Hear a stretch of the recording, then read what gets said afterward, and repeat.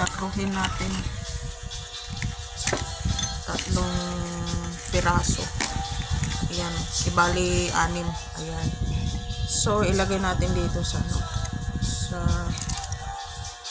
coconut. Ayan. Okay.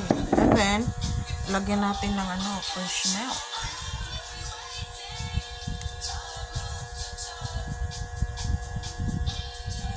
Ayan. Yan lang. Hindi marami kasi ako lang mag-isa, diba? Hindi sila kakain.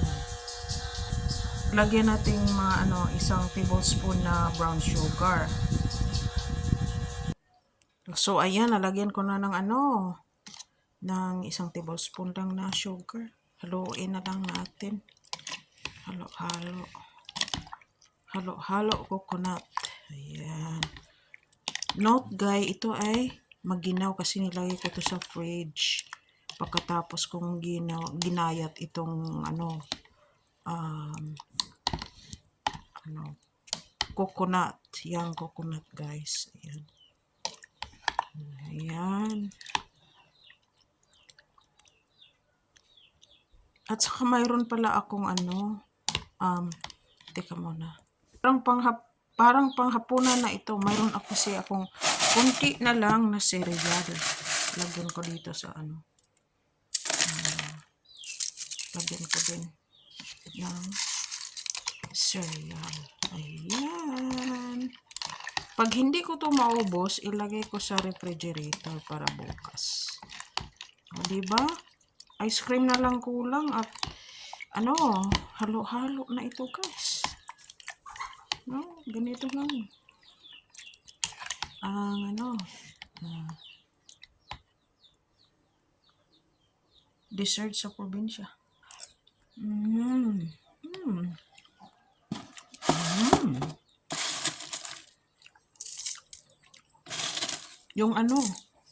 Yung cereal na kabigay ng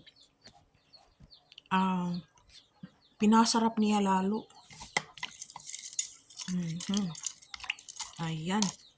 Let's eat! Ooh, yummers!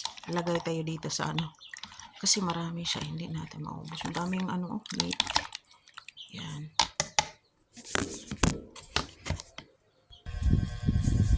So, ayan. Ayan na guys. Kainan na. Higupin natin.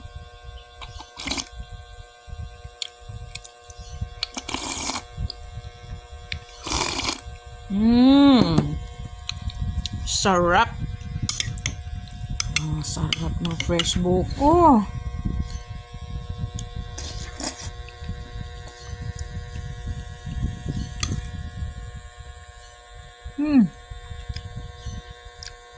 Tamang-tama sa init na panahon.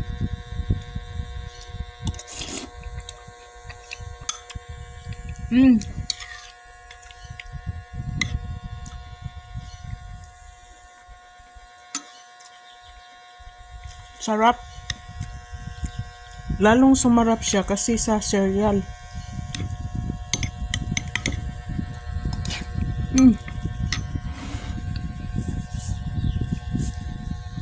Kain tayo.